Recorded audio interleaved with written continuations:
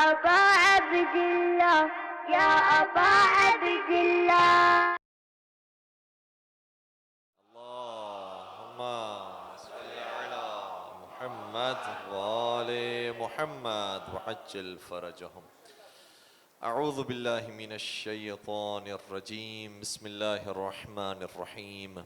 الحمد لله رب العالمين. الحمد لله الذي هو الأول والآخر والظاهر والباطن وله الملك وله الحمد يحيي ويميت ويميت ويحيي وهو حي لا يموت بيده الخير وهو على كل شيء قدير. والصلاة والسلام على النبي الأمي القرشي الهاشمي المكي المدني الأبتحي التهامي العبد المؤيد والرسول المسدد المصطفى الأمجد المحمود الأحمد حبيب إله العالمين سيدنا ومولانا أبي القاسم محمد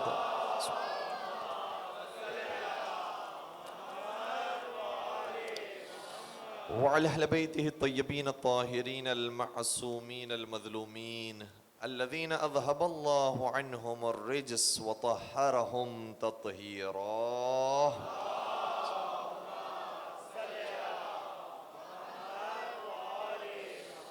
ولعنة الله على أعدائهم أجمعين. أما بعد فقد قال الله تبارك وتعالى في محكم كتابه المجيد وفرقانه الحميد. بسم الله الرحمن الرحيم. أفمن يهدي إلى الحق أحق أن يتبع أم من لا يهدي إلا أن يهدى فما لكم كيف تحكمون. درود پڑھ دیجئے محمد وآلہ.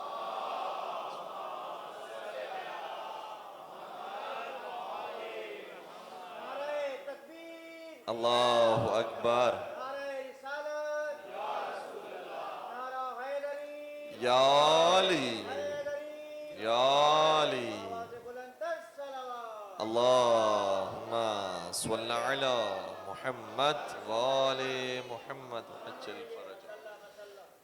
عزیزان گرامی قدر، مولا متقیان کی زندگی فضائل سے بھرپور ہے، اور امام احمد ابن حنبل یہ فرماتے ہیں کہ علی کے فضائل میں اور باقیوں کے فضائل میں ایک فرق ہے. فرماتے ہیں کہ ما روی لعلی ابن ابی طالب من الفضائل الصحہ ما روی لعلی ابن ابی طالب. فرماتے ہیں کہ اصحاب رسول میں سے کسی کے بھی اتنے صحیح فضائل ہم تک نہیں پہنچے ہیں جتنے علی ابن ابی طالب کے پہنچے ہیں. یعنی دوسروں کے فضائل کتابوں میں لکھ تو دیے گئے ہیں لیکن وہ حقیقت میں صحیح فضائل نہیں ہیں. کچھ باتیں ایسی ہوتی ہیں جب ہم ٹیلی ویژن پر ہوتے ہیں تو آن ایئر بیان کی جاتی ہے، کچھ باتیں آف ایئر ہوتی ہیں. تو اتفاق کی بات ایسی ہے کہ حالیہ دنوں کے اندر آف ایئر جب ہماری علماء کرام سے گفتگو ہو رہی تھی، حالانکہ ہم نے خود اس بات کو نہیں چھیڑا تھا، انہوں نے خود بیان کیا کہ جتنا حصہ حدیث کا یہ موجود ہے کہ انا مدینۃ العلم وعلی بابھا، یہ حصہ تو ٹھیک ہے اور صحیح ہے، اس کے علاوہ جتنا حصہ ہے وہ ہمارے نزدیک بھی قابل قبول نہیں ہے. ہم نے کہا اگر یہی بات آپ آن ایئر بیان کر دیں گے تو سارے جھگڑے ہی ختم ہو جائیں گے. تو کچھ باتیں ہماری آہستہ آہستہ آف ایئر ہونے لگی ہیں، انشاءاللہ پروردگار توفیق دے گا کہ وہ باتیں آہستہ آہستہ اب آن ایئر بھی بیان ہوں گی. آج فتح مکہ کا دن تھا، آج 20 رمضان مبارک کی تاریخ تھی، تو آج بھی کچھ ایسی باتیں کھلی ہیں کہ جو اس سے پہلے زمانوں پر نہیں آتی تھی، اور باقاعدہ کچھ باتیں آن ایئر بھی بیان ہوئی ہیں، جس میں سے ایک آیت وہ ہے کہ جس کا ہم نے بھی حوالہ دیا تھا، سورہ حدید کی آیت نمبر 10 ہے. یہ اگر حوالہ لکھنا چاہیں تو لکھ لیجئے، حدید سورہ نمبر 57 آیت نمبر 10. ارشاد یہ ہوتا ہے کہ لا یستوی منکم من انفق من قبل الفتح وقاتل اولئک اعظم درجۃ من الذین انفقوا من بعد وقاتلوا. خدا قرآن میں کہہ رہا ہے کہ وہ لوگ جنہوں نے فتح مکہ سے پہلے انفاق دیا ہے اور جہاد کیا ہے، ان لوگوں کی برابری وہ نہیں کر سکتے جو فتح مکہ کے بعد مسلمان ہوئے اور انہوں نے انفاق کیا. یہ قرآن کی آیت ہے، یہ ہمارے آپ کا خیال نہیں ہے. کوئی نظریہ نہیں ہے کہ ہم بنا لیں اپنی مرضی سے کہ فتح مکہ کے پہلے کے مسلمان اور ہوتے ہیں، فتح مکہ کے بعد کے مسلمان اور ہوتے ہیں. نہیں، قرآن کی آیت ہے کہ فتح مکہ سے پہلے جنہوں نے انفاق کیا اور جہاد کیا ہے ان کا کیا کہنا. انہوں نے بے لوث ہو کر قربانیاں دی ہیں، اور وہ جو تلوار کے زور کے اوپر پھر کلمہ پڑھنے والے ہیں اور پھر انفاق کرنے والے ہیں اور جہاد کرنے والے ہیں، ان کا مقام ایسا نہیں ہو سکتا. پھر آگے قرآن کہتا ہے وَكُلًّا وَعَدَ اللَّهُ الْحُسْنَى. اچھا، اس کے اوپر تھوڑی سی گفتگو ہے. اس حصے کے اوپر ہمارے بھائیوں کا کہنا یہ ہے کہ قرآن نے کہا وَكُلًّا، اور سبھی کو ہم نے حسنہ دے دیا اور حسنہ دے دیا اور جنت دے دی ہے، اور سبھی کو ہم نے برابر سے جنت عطا کر دی. وَكُلًّا وَعَدَ اللَّهُ الْحُسْنَى، ہمارا وعدہ سبھی کے لیے ہے کہ سبھی کو ہم نے حسنہ اور جنت دے دی. ہم نے کہا سبھی کو ضرور دی ہے، لیکن پہلے یہ بیان کر کے دی ہے کہ جس درجے کی جنت فتح مکہ سے پہلے کے مسلمانوں کے لیے، اس درجے کی جنت فتح مکہ کے بعد والوں کے لیے نہیں. اور پروردگار کے قانون بھی نہیں ہے کہ اگر سب کا نام لے لیا تو اس کا مطلب یہ کہ بعد میں جا کر کوئی مرتد ہو گیا ہے تو اس کو بھی جنت ہے. کہا نہیں، ایسا تو ہو نہیں سکتا کہ جب پروردگار کہتے ہیں کہ سبھی کے لیے ہے تو فتح مکہ کے بعد بھی اگر کوئی ہوا ہو تو وہ بھی اس کے اندر شامل ہے. تو ہم پھر ان سے کہیں گے کہ ٹھیک ہے، اگر سبھی کے لیے ہے اور سبھی پھر جنتی ہیں، سبھی رضی اللہ ہیں، تو پھر بعد وفات رسول پہلے نے آ کر ان اصحاب کے خلاف جہاد کیوں کیا جو زکوٰۃ نہیں دیتے تھے؟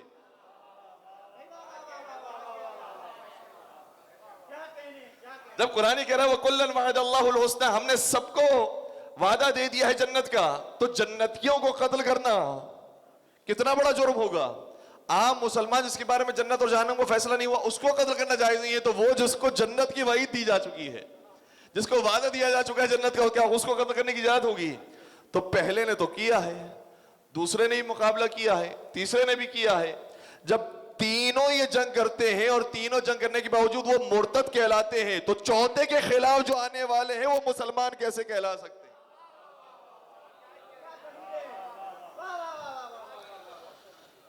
یہ ڈبل اسٹینڈرڈز اپنے یہاں سے ہٹا لیجئے. جو پہلے کے خلاف خروج کرنے والا ہے اس کے بارے میں آپ کا جو عقیدہ ہے وہی چوتھے کے بارے میں خروج کرنے والے کے بارے میں عقیدہ ہونا چاہیے. اگر آپ سب کو جنتی مانتے ہیں تو پھر ہم بھی سب کو جنتی مانتے ہیں. پھر بتائیے کہ پہلے نے پھر جہاد کیوں کیا، دوسرے نے جہاد کیوں کیا، تیسرے نے جہاد کیوں کیا؟ تو ڈبل اسٹینڈرڈ یہاں پر نہیں چلے گا. تو قرآن نے کچھ چیزوں کے اندر کمپیئر کیا ہے. اب جب ہم مولا متقیان کے فضائل بیان کر رہے ہوتے ہیں تو ایک مسئلہ یہ آتا ہے کہ جب ہم مولا کے فضائل بیان کرتے ہیں اور کہتے ہیں کہ یہ فضیلت علی کو ملی ہے دوسروں کو نہیں ملی، تو کہتے ہیں کہ علی کو دوسروں سے کمپیئر نہ کریں. ہر ایک اپنے خاص مقام ہے، ہر گل کی ایک خاص خوشبو ہوتی ہے، تو اس لیے کسی کو کسی سے مقایسہ نہیں کریں. بھائی ہر ایک کے اپنے اپنے فضائل ہیں. اب آئیے قرآن کی طرف. قرآن خود کہہ رہا ہے کہ ہم اپنے قرآن کے اندر مقایسہ کر کے بتا رہے ہیں، سب برابر نہیں ہو سکتے. فتح مکہ سے پہلے والوں کی برابری فتح مکہ کے بعد والے نہیں کر سکتے. اسی طریقے سے قرآن ایک اور مقام پر کہا قُلْ هَلْ يَسْتَوِي الَّذِينَ يَعْلَمُونَ وَالَّذِينَ لَا يَعْلَمُونَ، کیا جاننے والوں کی برابری وہ کریں گے جو نہیں جانتے ہیں؟ یہ دونوں برابری نہیں کر سکتے. قرآن نے ایک اور مقام پر کہا جو سورہ دعائے کمیل کے اندر بھی ہم آیت پڑھتے ہیں أَفَمَنْ كَانَ مُؤْمِنًا كَمَنْ كَانَ فَاسِقًا لَا يَسْتَوُونَ، کیا مومن کی برابری کوئی فاسق کر سکتا ہے؟ جب مومن کی برابری کوئی فاسق نہیں کر سکتا تو امیر المومنین کی برابری کوئی فاسق کر سکتا ہے؟ بھائی صاحب ایمان کی برابری نہیں کی جا سکتی تو کل ایمان کی برابری کون کرے گا؟ اللہ اکبر یا رسول اللہ.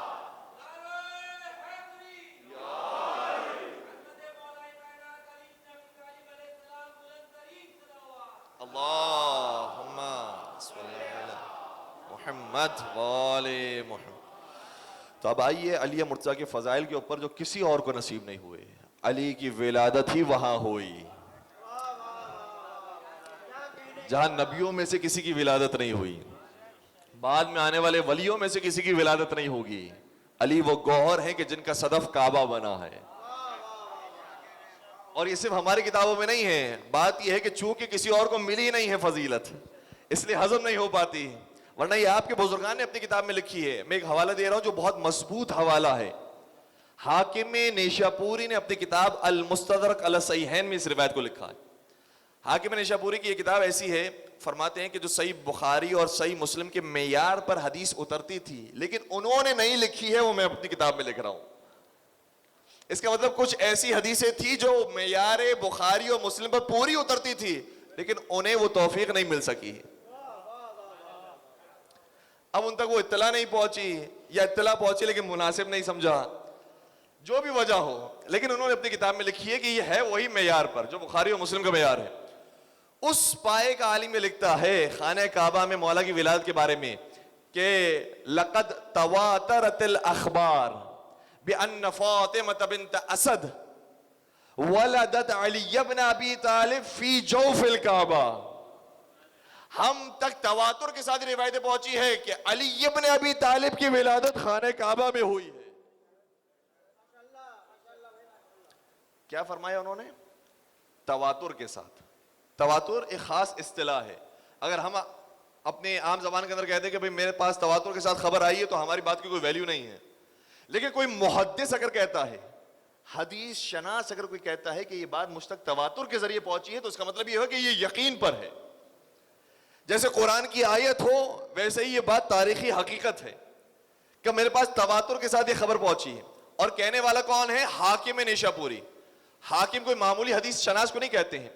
ایک ہمارے یہاں ہوتا ہے عالم, صحیح عالم ہے, پھر ہوتا ہے مجتہد, پھر ہوتا ہے مرجع. یہ ہمارے یہاں اسٹینڈرڈز ہیں. ان کے اسٹینڈرڈز یہ ہیں کہ ایک عالم ہوتا ہے, پھر محدث ہوتا ہے جو حدیث یاد بھی کیا ہوتا ہے, حدیث بیان بھی کرنے والا ہوتا ہے, اس سے کتابیں بھی لکھی ہوتی ہے. محدث کے بعد جس کا مرحلہ آتا ہے اس کو کہا جاتا ہے حاکم. اب اس کا نظریہ حکومت کرے گا سارے نظریوں کے اوپر. تو جس کا نظریہ سارے نظریوں کے اوپر حکومت کرتا ہے اس نے کہا ہے کہ مجھ تک یہ بات تواتر کے ساتھ پہنچی ہے کہ علی کی ولادت خانہ کعبہ میں ہوئی.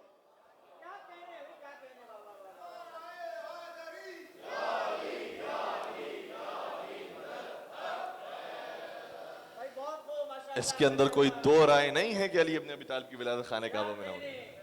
اور ابھی ہم نے جب زیارت کی اور انشاءاللہ پروردگار سبھی کو حج اور عمرے کی زیارت نصیب فرمائے تو آج بھی وہ نشان موجود ہے جہاں سے دیوار کعبہ شک ہوئی تھی.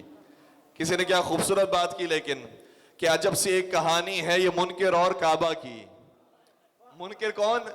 جو کعبے کا انکار کرتا ہے کہ کعبے میں علی کی ولادت نہیں ہوئی. کہ ایک کہانی ہے, گفتگو ہے کعبے کی اور منکر کی. عجب سے ایک کہانی ہے یہ منکر اور کعبہ کی, ادھر سے شک نہیں جاتا ادھر سے شک نہیں جاتا.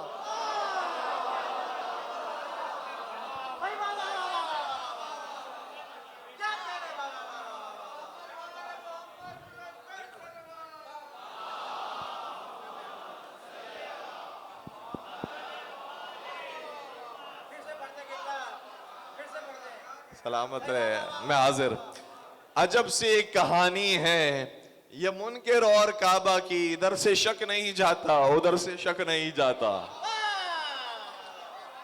اور مزے کی بات یہ ہے کہ ہمیں اپنا پہلا امام بھی کعبے سے ملا ہے, آخری امام بھی کعبے ہی سے تشریف لائیں گے. جس سے کعبے کو تھام لیا وہ وارث کعبہ تک بھی پہنچ گیا. اور یہ فضیلت وہ ہے کہ جو علی ابن ابی طالب کو نصیب ہوئی ہے. کسی شاعر نے ایک اور مسئلے کا بھی جواب دے دیا کہ نبیوں کو یہ فضیلت نہیں ملی, نبیوں کی اولاد کو بھی یہ فضیلت نہیں ملی جو فضیلت ابو طالب کے بیٹے کو ملی ہے. کہتا ہے کہ معصوم دعاؤں کا اثر بھیج دیا ہے, عمران کا ایک لخت جگر بھیج دیا ہے, سر سجدے میں رکھ کر تو کبھی پوچھ خدا سے, کعبے ہی میں کافر کا پسر بھیج دیا ہے.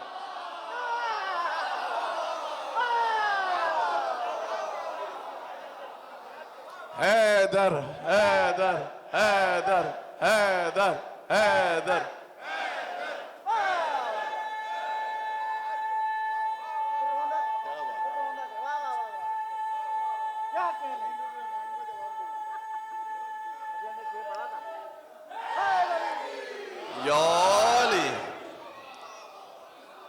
کعبے ہی میں کافر کا پسر بھیج دیا ہے. نبیوں کی اولادوں کو یہ توفیق نہیں ہوئی, نبیوں کی اولادوں کو یہ فضیلت نہیں ملی جو ابو طالب کے لال کو ملی ہے. اور یہ ابھی آغاز ہے، علی کا آغاز کعبے سے ہے. ہائے ہائے ہائے. پھر جب آئے ہیں تو دامان مصطفیٰ میں آئے. نبی آگے آگے ہوتے تھے، علی پیچھے پیچھے ہوتے تھے. 10 سال نبی کے ساتھ گزار دیے. جب 10 سال گزارنے کے بعد نبی نے اعلان توحید کیا تو علی سب سے پہلے لبیک بولنے والے تھے. دعوت ذوالعشیرہ میں سبھی کو جمع کیا تھا، سبھی تک پیغام پہنچایا تھا، لیکن کسی نے اپنے ہاتھ کو بلند نہیں کیا. اسی نے بلند کیا جس کا ہر جنگ میں ہاتھ بلند ہوا.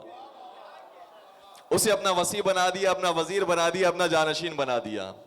اچھا، علی اور نبی کے اندر ایک رشتہ ہے، مولا علی اور مولا نبی کے اندر جو رشتہ ہے وہ ویسے تو سگے چچا بھائی کا ہے، بھائی کا رشتہ ہے، لیکن جو ایج ڈفرنس ہے وہ اتنا زیادہ ہے کہ جب میرے نبی کی عمر 30 برس کی تھی تب علی مرتضیٰ کی ولادت ہوئی تھی. تو 30 سال کا فاصلہ ہے جو عام طور پر ایک باپ اور بیٹے کے درمیان. اسی لیے میرے مولا شاہ فرماتے ہیں نہج البلاغہ میں نبی کے ساتھ ساتھ ایسے رہا جیسے اونٹنی کے پیچھے اس کا بچہ ہوتا ہے. اور عربوں کی یہ مشہور کہاوت تھی کہ اونٹنی کا بچہ وہی کرتا ہے جو اس کی ماں کرتی ہے. نبی نے جو کیا علی نے وہی کر کے دکھایا. نبی نے جن سے سلو کی تھی علی نے بھی سلو کی. نبی نے جن سے جنگ کی تھی علی نے بھی جنگ کی. علی نے جنگ اور سلو کر کے بتا دیا یہ سلو وہ سلو نہیں ہے کہ تم یہ سمجھ رہے ہو کہ ہم نے انہیں مسلمان مان لیا ہے. جس طریقے سے صلح حدیبیہ کے موقع پر نبی نے سلو کی تھی اسی طریقے سے میرے مولا نے سلو فرمائی 25 سال تک. اور جب جنگ کی تو ویسے ہی جنگ کی کہ جیسے نبی نے جنگ کی تھی. جس طرح سے نبی کفار کے مقابلے پر ہوتے تھے علی منافقین کے مقابلے پر ہوتے تھے. کیوں؟ کیونکہ علی صرف مؤمن نہیں ہے، مؤمن اور منافق کی پہچان ہے.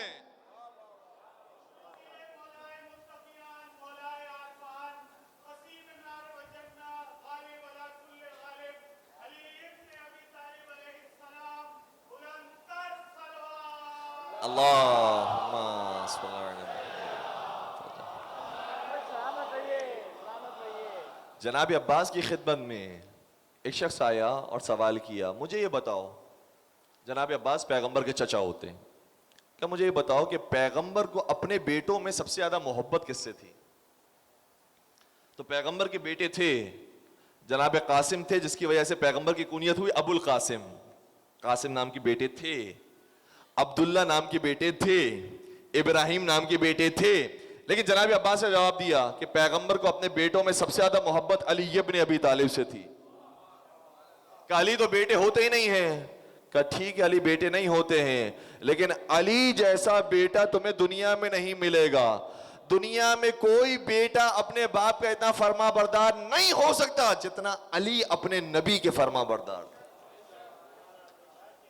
اور کوئی باپ اپنی اولاد کے لیے اتنا شفیق اور مہربان نہیں ہو سکتا جتنا نبی اپنے علی کے لیے شفیق اور مہربان. بلکہ روایت کے جملے سے بڑھ کر ہے.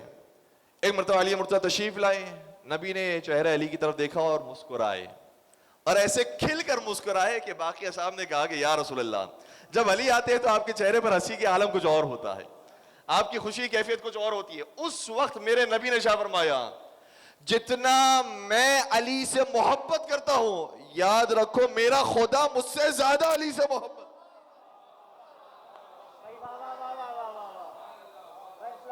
اس لیے خدا نے کسی کو اپنا گھر نہیں دیا، گھر دیا تو علی کو گھر دیا. نبی نے کسی کو اپنی بیٹی نہیں دی، اگر دی تو علی مرتضیٰ کو بیٹی دی. کیا جوڑ تھا علی اور نبی کا، سبحان اللہ. اور پھر میرے نبی نے شیب ابی طالب میں عرصہ گزارا، جناب ابو طالب محافظ نبی بنے رہے. حضرت ابو طالب چلے گئے تو ان کے بیٹے علی بن ابی طالب محافظ نبی بنے رہے.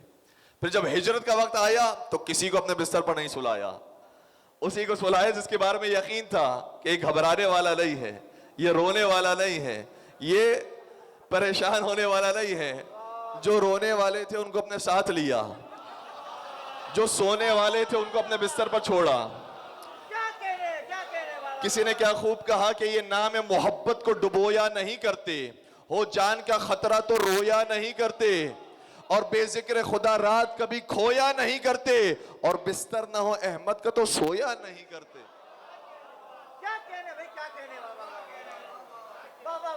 بستر نہ ہو احمد کا تو سویا نہیں کرتے، ہر فکر سے بالا ہے یہ حق کا ولی ہے، سوئے تو محمد جاگے تو علی ہے۔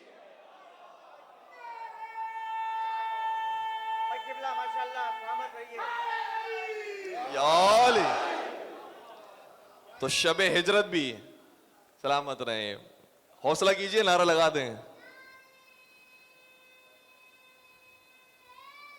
ماشاءاللہ یا علی یا علی۔ یہ تربیت گاہ بھی ہے بچوں کے لیے، یہیں سے آ کے علی کی محبت سیکھتے ہیں، پھر بڑے ہو کر علی کی محبت پر جیتے ہیں، اور پروردگار سارے نوجوانوں کو علی کی محبت پر ثابت قدم فرمائے۔ تو شب ہجرت کے وقت بھی حضرت علی کو اپنے بستر پر سلایا، پھر جب وہاں پہنچ گئے تو انتظار کرتے رہے، جب علی آئیں گے تو مدینہ میں داخل ہوں گے۔ جب مدینہ میں داخل ہو گئے تو پھر جنگ مسلط کر دی گئی۔ پیغمبر نے جنگ نہیں کی ہے، کافروں نے جنگ میں پہل کی تھی۔ جب جنگ وہاں سے ہوتی تھی تو جواب علی دیتے تھے، ہر جنگ میں علی مرتضیٰ نے آگے بڑھ بڑھ کے جواب دیا۔ جنگ بدر میں سب سے بہترین جواب علی ابن ابی طالب نے دیا۔ جنگ احد میں سب چلے گئے، علی ابن ابی طالب کھڑے رہے۔ جنگ خیبر میں علم بہت سو کو دیا گیا، لیکن علم کوئی سنبھال نہیں سکا، جس نے سنبھالا اس کا نام حیدر کرار پڑا۔ خندق کے موقع پر حملہ کر دیا پیغمبر کے خیمے میں، کوئی جواب دینے والا نہیں تھا، جواب دیا تو علی ابن ابی طالب نے دیا۔ مباہلہ کا میدان آیا، کسی کو اپنا نفس بنا کر نہیں چلے، چادر تطہیر آئی، کسی کو اس چادر میں جگہ نہیں دی، اور جب جاتے جاتے اس دنیا سے چلے گئے تو غسل و کفن کی ذمہ داری بھی علی مرتضیٰ ہی کے سپرد کی۔ قربان ہو جائیں ایسے علی پر۔ اور آج چونکہ 20 رمضان مبارک کی تاریخ فتح مکہ کا واقعہ پیش آیا ہے، جس کی طرف میں نے اشارہ کیا، تو دو جملے فتح مکہ کے حوالے سے پیش کروں گا کہ مولا متقیان نے فتح مکہ کے اندر کیا کردار ادا کیا۔ فتح مکہ میں علم کس کو دیا گیا؟ پہلے سعد ابن عبادہ انصاری کو دیا گیا۔ انہوں نے ایک نعرہ بلند کیا، الیوم یوم الملحمہ، کیونکہ مدینہ کے رہنے والے تھے، انہیں بڑا غصہ آیا۔ اب ہم مکہ میں جائیں گے تو ان مسلمانوں کے خون کا انتقام لیں گے کہ جنہوں نے مسلمانوں کو تکلیف پہنچائی تھی۔ اب کافروں کی ہم بوٹیاں نوچ لیں گے، گوشت اتار لیں گے۔ نکلا ہے لفظ ملحمہ، لحم سے، لحم کا مطلب ہوتا ہے گوشت۔ ہم ان سے بدلہ لیں گے، خونی بدلہ لیں گے، ہم انہیں چھوڑیں گے نہیں۔ اور یہ جذبات کا اظہار کیا، اور اچھی بات ہے جذبات کا اظہار کرنا، تاکہ محبت کا پتہ چلے کہ یہ مسلمان ہے، رسول اللہ سے محبت کرتا ہے۔ جذبات کا اظہار کیا، لیکن جیسے جذبات کا اظہار کیا، پیغمبر نے فرمایا لے کر آ جاؤ علم سعد کے ہاتھ سے، اور دے دو علم علی ابن ابی طالب کے ہاتھ۔ جیسے علی ابن ابی طالب کے ہاتھ میں علم آیا، جملہ وہی رکھا، ایک حرف بدل دیا۔ اس نے کہا تھا الیوم یوم الملحمہ، میرے علی نے کہنا شروع کیا الیوم یوم المرحمہ، آج بدلہ لینے کا دن نہیں ہے، آج تو رحمت کی بارشوں کا دن ہے۔ گویا میرے علی نے اس جملے سے بتا دیا، جس طریقے سے نبی رحمت للعالمین بن کر آئے تھے، نبی کا وصی بھی رحمت للعالمین بن کر آئے۔ علی کی صرف شجاعت کے اوپر واہ واہ نہ کرو، علی کی رحمت پر بھی واہ واہ کرو۔ علی مرتضیٰ کا اخلاق بھی وہی تھا جو نبی مرتضیٰ کا، نبی مصطفیٰ کا اخلاق تھا۔ اور پھر جب میرے مولا کو علم دے دیا، پہنچے خانہ کعبہ کے پاس۔ اب خانہ کعبہ کے چاروں طرف بت پڑے ہوئے ہیں، بتوں کو گرانا ہے۔ خانہ کعبہ کے اندر بھی بت تھے، خانہ کعبہ کے باہر بھی بت تھے۔ ایک حبل سب سے بڑا بت تھا، اس کے اطراف میں بہت سارے بت تھے، نائلہ اور مختلف طرح کے مختلف ناموں کے بت موجود تھے۔ سب کو گرانے کا وقت آیا۔ جب گرانے کا وقت آیا تو کسی کا انتخاب نہیں کیا، صرف علی کا انتخاب کیا۔ وجہ کیا ہے؟ کوئی بھی بت گرا سکتا ہے۔ آج کے مسلمان کی تڑپ یہ ہے کہ مجھے حکم ملے میں بت گرا دوں، کیوں کسی اور کا انتخاب نہیں کیا؟ اس لیے علی کا انتخاب کیا کیونکہ باقیوں کے سر بتوں کے سامنے جھک چکے تھے۔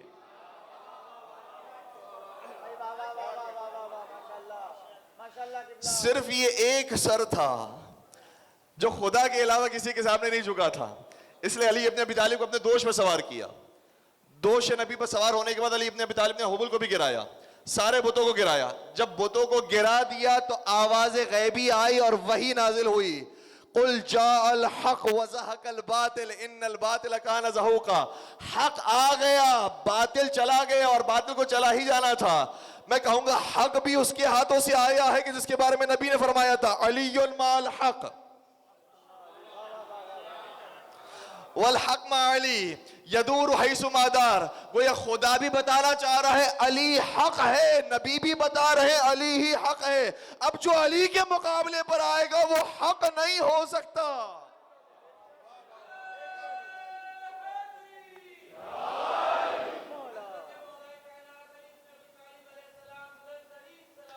اللہم صلی اللہ علیہ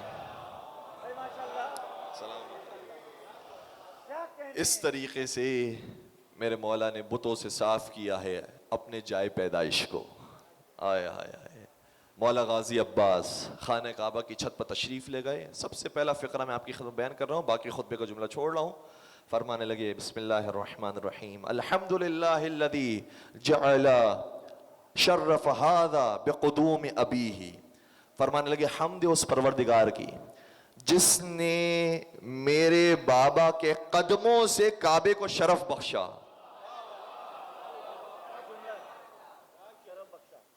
بلکہ میں صحیح ترجمہ اور دقت سے پیش کر دوں تو مقام حضرت غازی عباس اور بھی پسند آئے گا. فرمان لگے شرف ھذا بقدوم ابیہ. ابیہ ویسے تو مولا غازی عباس کے بابا بھی علی مرتضیٰ ہیں, لیکن نہیں کہا کہ میرے بابا کے قدموں کی وجہ سے, بلکہ جب خطبہ دے رہے تھے تو حسین سرکار سید الشہداء موجود تھے. فرمانے لگے حمد اس خدا کی جس نے اس کعبے کو شرف بخشا حسین کے بابا کے قدموں کی وجہ سے. من کان بالامس بیتا اصبح قبلۃ, جو پہلے کل تک گھر تھا میرے بابا کے قدم آنے کی وجہ سے وہ قبلہ بن گیا. اللہ اکبر. یہ حضرت علی مرتضیٰ کا مقام مرتبہ ہے. کعبے کو قبلہ بنایا ہے علی مرتضیٰ کی تشریف آوری کے بعد. جس کی ابتدا یہ ہو اس کی انتہا کیا ہوگی. ہم اس کی انتہا اس کے فضائل تک تو نہیں پہنچ سکتے. بس چند ایک باتوں کو بیان کر کے میں زحمت کو تمام کروں گا. حضرت علی مرتضیٰ کا علم کل کی گفتگو کے اندر آیا تھا. ایک مسئلہ پھر خلیفہ ثانی کے زمانے میں پیش آیا. خانہ کعبہ کے پاس بہت سارے لوگ تبرکات رکھتے تھے اور خانہ کعبہ کے خدمت میں نذرانے پیش کرتے تھے, جس طریقے سے ہمارے یہاں بھی مزاروں میں نذرانے پیش کیے جاتے ہیں. اب خانہ کعبہ کے اوپر آنے والے نذرانے اتنے زیادہ بڑھ گئے کہ خلیفہ کے ذہن میں ایک ترکیب آئی. کہا کہ یہ سارے نذرانے میں اپنے پاس لیتا ہوں اور اس سے ہتھیار خریدتے ہیں تاکہ اسلامی حکومت میں اضافہ ہو سکے. اچھا خیال تھا کہ ہتھیار خریدیں گے اور حکومت اسلامی میں اضافہ کریں گے. لوگوں سے مشورہ لیا, اس زمانے کے علماء سے مشورہ لیا. سبھی نے کہا کہ ماشاءاللہ آپ کو کیا کہنا آپ کی ذہانت کا. کیا آپ کے ذہن میں یہ ترکیب آئی ان پیسوں کو ہتھیار کے اندر استعمال کریں گے اور اس سے ہم افواج اسلام کو دیں گے اور اس کے بعد یہ حکومت آگے بڑھے گی. سب نے دستخط کر دی, اجازت مل گئی. جب بات علی ابن ابی طالب تک پہنچی تو خلیفہ کو بلایا اور خلیفہ کو کہا کہ خبردار یہ کام نہیں کرنا. کہ کیوں؟ کہ اس کی دلیل قرآن میں موجود ہے. کہ قرآن میں کیسے دلیل ہے؟ کہ قرآن میں ہر خوش و تر موجود ہے اور جو موجود نہیں ہے وہ جیسا ہے ویسا ہی رہے. وہ جیسا مباح طریقے سے ہو رہا ہے کام ویسے ہی ہونے دیا جائے, ورنہ جو حلال حرام ہے وہ سب قرآن کریم میں بیان کر دیا گیا ہے. قرآن میں جتنے مالی واجبات ہیں اس کی 4-5 قسمیں ہیں. یا قرآن نے زکوٰۃ کو بیان کیا ہے, یا قرآن نے خمس کو بیان کیا ہے, یا قرآن نے صدقہ خیرات کو بیان کیا ہے, یا قرآن نے میراث کو بیان کیا ہے, یا قرآن نے مال فی کو بیان کیا ہے. مشکل تو نہیں ہو رہی بات؟ مال فی کسے کہا جاتا ہے؟ مال فی وہ ہوتا ہے کہ جنگ کیے بغیر ہی کفار اتنے ڈر جائیں کہ کچھ زمینیں کچھ چیزیں ویسے ہی حاکم وقت کے سپرد کر دیں, اور انہی زمینوں میں سے فدق کی زمین بھی تھی. تو آپ سے بہتر تو مال فی کو کوئی سمجھ نہیں سکتا. باغ فدق بھی مال فی میں سے تھا. تو یہ کہا کہ یہ ساری قسمیں ہیں جو قرآن کے اندر بیان ہو گئی. اب میرے مولا نے فرمایا اے خلیفہ, پروردگار کو نہ نسیان ہوتا ہے نہ ہمارے نبی کو ہذیان ہوتا ہے.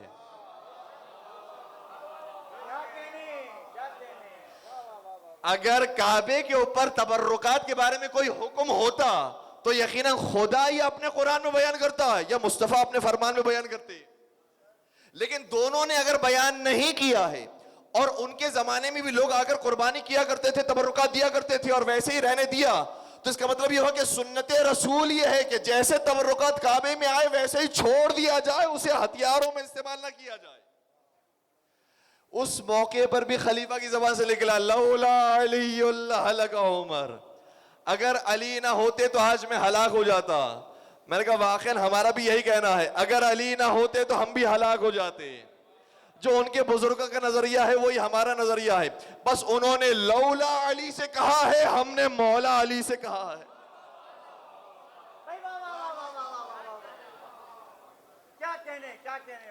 وہ زندگی بھر لولا علی لولا علی لولا علی کہتے رہے ہیں, ہم زندگی بھر مولا علی مولا علی مولا علی کہتے رہے. اور لام کے بعد ہی میم آتا ہے. وہ لام پر رک گئے, ہم میم تک آ گئے. ٹھیک ہے, وہ رک گئے, ہم آگے بڑھ گئے. اور سین کے بعد ہی شین آتا ہے. وہ سین تک ہے, ہم شین تک پہنچ گئے ہیں.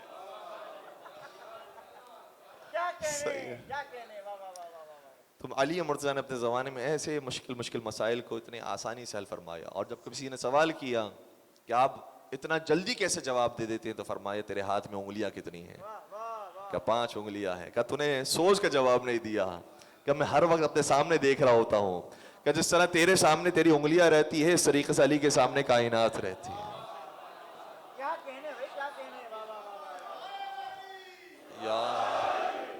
اس لیے سوچنے کی ضرورت پیش نہیں آتی. میرے مولا کا یہ فقرہ بھی ہے جو نہج البلاغہ کے اندر موجود ہے, جو ہمارے خصوصاً نوجوانوں کو سننا چاہیے. بس اوقات ہم خود بھی اس بات کے قائل ہو جاتے ہیں کہ ہم مولا کی شان میں خدا نخواستہ غلو کر رہے ہیں. غلو کر دیا, غلو کر دیا, غلو کر دیا. یہ دشمن تو کہا کرتے تھے, اب کبھی کبھار اپنے ذہنوں کے اندر بھی یہ سوالات پیدا ہونا شروع ہو گئے. نہج البلاغہ کا جملہ یہ ہے, اتنی مستند کتاب. میرے مولا شاہ فرماتے ہیں واللہ لو شئت ان اخبر كل رجل بمخرجه ومولجه وجميع شانه لفعلت. خدا کی قسم اگر میں چاہوں تو تم میں سے ہر ایک کے بارے میں بتا سکتا ہوں کہ تم کہاں سے آئے ہو اور کہاں جانے والے ہو, اور کیا کیا کچھ کرنے والے ہوں, میں بتا سکتا ہوں. لیکن میں بتاؤں گا نہیں. کیوں نہیں بتائیں گے؟ یہ وجہ بھی خوبصورت ہے, بڑی سننے کے قابل ہے. پھر مولا بتا دیجئے کیوں نہیں بتائیں گے, کہ وَلَكِنْ أَخَافُ أَن تَكْفُرُوا فِيَّ بِرَسُولِ اللَّهِ صلی اللہ علیہ وآلہ وسلم. کہ میں اس لیے بیان نہیں کر رہا کہ کہیں ایسا نہ ہو کہ تم میری باتوں میں گم ہو کر رسول اللہ کو فراموش کر دو. تو علی مرتضیٰ کو نبی کی عزت کا خیال ہے, نبی مکرم کی حیثیت کا خیال ہے. کئی لوگ علی میں گم ہو کر رسول اللہ کو فراموش نہ کر دے. اب مجھے ایک جملہ بھائیوں سے بھی کہنے دیجئے, جب میں نے دوسری طرف کے لوگوں سے کہا ہے تو اس طرف کے لوگوں کو بھی کہنے دیجئے, کہ جب علی مرتضیٰ کو رسول بننا پسند نہیں ہے تو کیا علی کو خدا بننا پسند ہوگا؟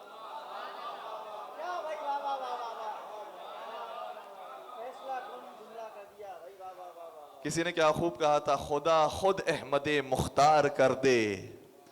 نبی کو احمد مختار کر دے, خدا خود احمد مختار کر دے, نبی خود صاحب دستار کر دے. نبی خود صاحب دستار کر دے.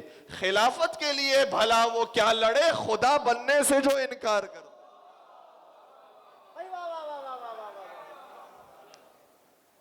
ایک نعرہ لگا دیجئے گا بلند تر.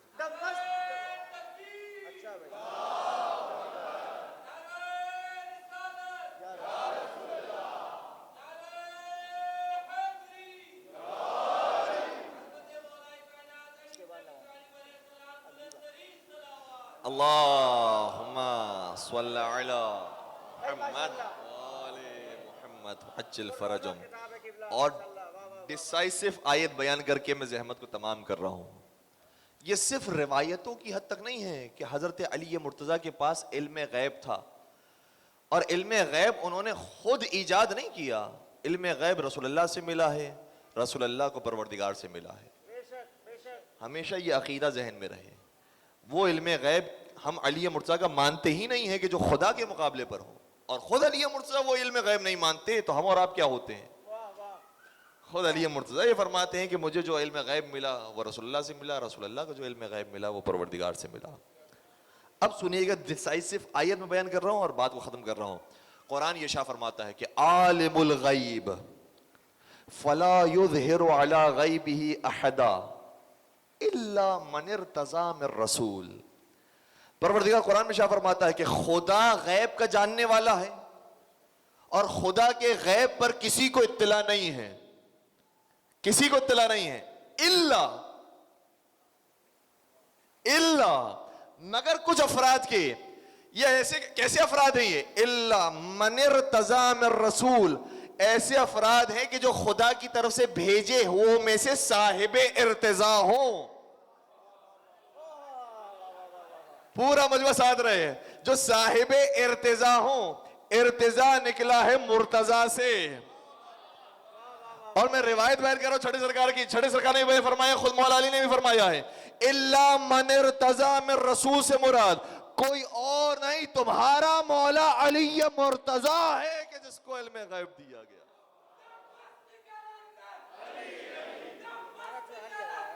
علی علی علی علی علی علی علی علی علی علی علی علی علی علی علی علی.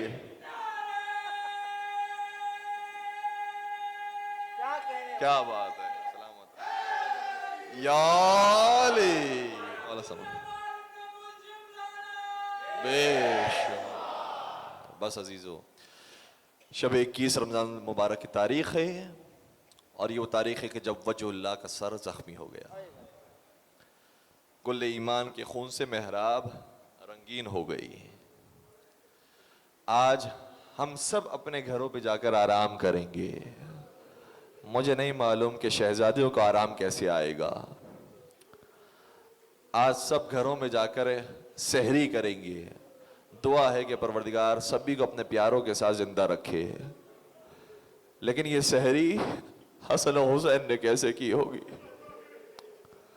غازی عباس نے کیسے کی ہوگی, شہزادی ام البنین نے کیسے کی ہوگی, اور شہزادی زینب ام کلثوم نے کیسے کی ہوگی. آخری لمحات آ گئے ہیں. جب ابن ملجم کو پکڑ کے لایا گیا تھا تو میرے مولا نے سوال کیا تھا, حل کان بئس الامام لک, اے ابن ملجم کیا میں تیرا برا امام تھا؟ میں نے تیرے ساتھ کوئی زیادتی کی تھی؟ میں نے تجھے تکلیف پہنچائی تھی؟ میں نے تجھے مارا تھا؟ میں نے تیرا مال غصب کیا تھا؟ یہ انداز وہ ہے کہ جو اماموں کے اندر بار بار نظر آتا ہے. پہلے امام نے بھی کوفہ میں یہ سوال کیا, اپنے قاتل سے پوچھا کیا میں تمہارا برا امام تھا؟ کربلا میں امام حسین نے بھی یہ کہا کیا میں نے تمہارے مردوں کو قتل کیا ہے؟ کیا میں نے تمہارے عورتوں کی عصمت دری کی ہے؟ کیا میں نے کوئی چوری کی ہے؟ اگر کسی کا کوئی حق میری گردن میں بنتا ہے تو آ کر بتائے. اور ظاہر سی بات ہے کہ کوئی اٹھنے والا نہیں تھا. جس طریقے سے مولا علی نے حجت تمام کی, اسی طریقے سے کربلا میں مولا حسین نے حجت تمام کی, تاکہ دنیا والے جان لے کہ یہ جیسے شہید کیے گئے ہیں ان کی شہادت کے ساتھ کسی اور کی شہادت کو نہ ملانا, ان کی شہادت کے ساتھ کسی اور کی شہادت کو نہ ملانا. بہت سے اور خلفاء بھی شہید کیے گئے ہیں, لیکن مجھے بتائیے کہ کیا انہوں نے سوال کیا کہ کیا میں تمہارا برا امام تھا؟ کیا میں نے تمہارے ساتھ انصاف نہیں کیا؟ کیا میں نے تمہارے ساتھ عدل نہیں کیا؟ صرف یہ جملے کہے تو یا مولا علی نے کہے یا مولا حسین نے کہے. اور پھر یہ بھی عجیب بات ہے کہ مولا علی نے وصیتوں میں بیان فرمایا, اگر میں زندہ رہوں تو خود بہتر جانتا ہوں کہ ابن ملجم کے ساتھ کیا کیا جائے, اور اگر میں مر جاؤں تو اس کے سر پر ایک ہی ضربت لگانا. میں کہوں گا یا امیر المومنین, یہ آپ نے ایک ضربت کی اتنی تاکید کیوں کی؟ نہج البلاغہ میں پوری تاکیدات موجود ہیں. کیوں تاکید کی؟ شاید اشارہ کرنا چاہ رہے ہوں کہ کوئی ایسے بھی تھے جب ان کو شہید کیا بھی گیا, ان کو قتل کیا بھی گیا, تو انہوں نے قاتلوں کے گھر اجاڑ دیے. انہوں نے قاتلوں کے گھر اجاڑ دیے اور ان کے سارا ساز و سامان لوٹ لیا. لیکن میں اور ہوں, وہ اور تھے. دنیا کے حکمرانوں کو مارا جاتا ہے ان کے ظلم کی وجہ سے, ایک علی وہ ہے کہ جس کو عدل و انصاف کی وجہ سے مارا گیا. بس عزیزو, اپنے قاتل کے بارے میں وصیتیں کی, پھر دیکھا کہ اس کے لب خشک ہو رہے ہیں, فرمانے لگے اس کے لیے پانی کا انتظام کرو, اس کے لیے مشروب کا انتظام کرو. بعض روایتیں کہتی ہیں کہ دودھ پیش کیا گیا اور قاتل دودھ پی رہا ہے. یہ راز تو کربلا میں کھلا, یہاں مولا اپنے قاتل کو جام پلاتے ہیں، وہاں خود مولا کا بیٹا کربلا کے میدان میں العطش العطش کہتا رہا، کوئی پانی دینے والا نہیں تھا۔ اجرکم علی اللہ۔ قاتل کے بارے میں وصیتیں کی، پھر روایت یہ کہتی ہے ناداہم باسمائہم، پھر اپنے بچوں کو ان کے ناموں کے ساتھ پکارا۔ ہائے ہائے ہائے، یہ جملہ کتنا تکلیف دیتا ہے۔ کیسے پکار کر کہا ہوگا؟ بیٹی زینب، بیٹی ام کلثوم، بیٹا حسن، بیٹا حسین۔ روایتیں کہتی ہے کہ میرے مولا کے 12 بیٹے تھے، کم سے کم 12 بیٹے تھے، 15 بیٹیاں تھی، ہر ایک کو نام کے ساتھ پکارا۔ جو سنت کوفہ میں مولا علی نے ادا کی، وہی سنت کربلا میں مولا حسین ادا کی۔ جاتے جاتے فرما کے گئے یا فضہ، یا زینب، یا ام کلثوم، یا سکینہ علیکن من السلام، یہ میرا آخری سلام ہے۔ وہاں کوفہ میں سارے بچوں کو بلا کر علی مرتضیٰ نے اپنا آخری سلام دیا۔ کوئی میرے مولا کے قدموں میں آ کر پیروں کو چومتا ہے، کوئی سینے میں آ کر سینے کو چومتا ہے، کوئی ماتھے کو آ کر چومتا ہے۔ ہاں زادارو، جس کی اولاد زندہ ہو وہ ایسے ہی اپنے بابا کو چومتی ہے، لیکن میں قربان ہو جاؤ کربلا کی اس یتیمہ پر، جب بابا کے لاشے پر پہنچی تو سر موجود رہی، بابا کے بدن پر پہنچی تو کفن موجود رہی، بابا کے قدموں سے لپٹ گئی، کیونکہ سینے پر جگہ نہیں ہے، سینہ تیروں سے چھنی ہو گیا۔ اور شکیہ گیا تھا سکینہ باپ کے لاشے سے تجھا ہو جا، ورنہ یہ تازیانہ تجھا۔ اجرکم علی اللہ۔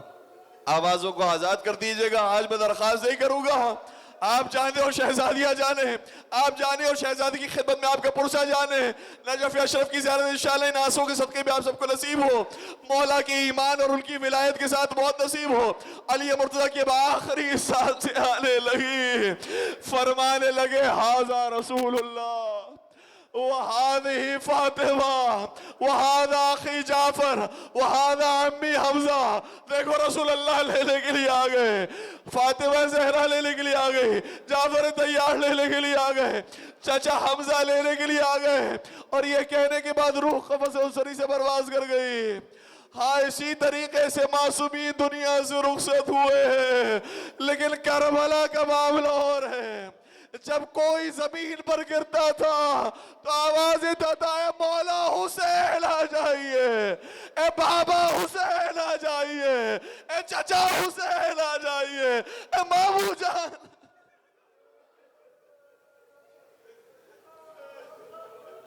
عزاداروں غسل و کفن دیا گیا، امام حسن امام حسین نے غسل و کفن دیا، جنازہ تیار ہو گیا، جنازے کو اٹھایا گیا۔ روایت کہتی ہے کہ آگے آگے سے جبرائیل و میکائیل نے جنازہ اٹھایا، پیچھے پیچھے سے امام حسن امام حسین نے جنازہ اٹھایا۔ تاریخ میں ایسا جنازہ کسی کا نہیں اٹھا جس شان کے ساتھ امیر کائنات کا جنازہ اٹھا۔ میں کہوں گا شان تو ہے، لیکن غربت کتنی ہے، کاندھا دینے والے مسلمانوں کی تعداد کتنی کم ہے۔ مولا آپ کا جنازہ رات کی تاریخی میں گیا اور جا کر دفن ہو گیا، لیکن کم از کم جنازہ اٹھا اور دفن تو ہو گیا۔ اگر رونا چاہتے ہیں امام حسن پر تو میں ایک جملہ کہوں، ایک بیٹا وہ بھی آئے گا جس کا ایک مرتبہ جنازہ اٹھے گا، پھر گھر پر لوٹے گا، پھر گھر سے جنازہ نکلے گا۔ جب پہلی مرتبہ نکلا تو سفید کفن سے نکلا، جب گھر میں آیا تو سرخ کفن کے ساتھ۔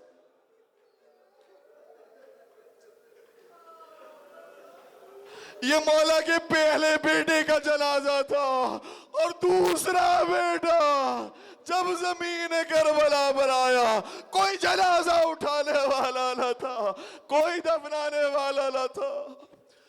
عزادارو آوازوں کو آزاد رکھیے گا، خدا آپ کی آوازوں پر رحمت نازل فرمائے۔ مولا کا جنازہ اٹھا، نجف اشرف کی طرف گیا۔ اس وقت تک لوگوں کو نجف اشرف کے بارے میں اطلاع نہیں تھی، ہمارے پاس روایات موجود ہیں 100 سال تک مولا کی قبر کو مخفی رکھا گیا۔ سوال یہ پیدا ہوتا ہے کیوں مخفی رکھا گیا؟ کہ علی کے دشمن بہت ہے، علی کے دشمن بہت ہے، اگر قبر علی کا پتہ چل گیا یہ نبش کشائی کریں گے، یہ قبر کشائی کریں گے، علی مرتضیٰ کی شان میں گستاخی کریں گے، اس لیے پسند پسند نہیں کرتے علی کی قبر کو مخفی رکھا جائے. میں کہوں گا یا امیر المومنین آپ کو مرنے کے بعد بھی سکون نہ ملا، لیکن صرف 100 سال تک آپ کی قبر کو مخفی رکھا گیا، کیونکہ آپ کے دشمن 100 سال کے اندر پھر واصل جہنم ہو گئے. مجھے نہیں معلوم زہرا کتنی مظلوم ہے، 1400 سال گزر گئے، آج تک بنت رسول کی قبر کا پتہ نہ چل سکا. ہائے جنت البقیع میں دفن ہے، روضہ رسول کے پاس دفن ہے. مولا جیسے ہی دشمنان علی کو واصل جہنم کیا، ویسے دشمنان زہرا کو بھی واصل جہنم فرما. زمانے کے امام کے ظہور میں تاجیل فرما تاکہ وہ آ کر اپنی جدہ کی قبر کا رشاد بتائے. یہ ہے ہماری جدہ فاطمہ زہرا کی قبر. ایک قبر جنت البقیع میں ہے، ایک نجف اشرف میں مزار. یا علی مولا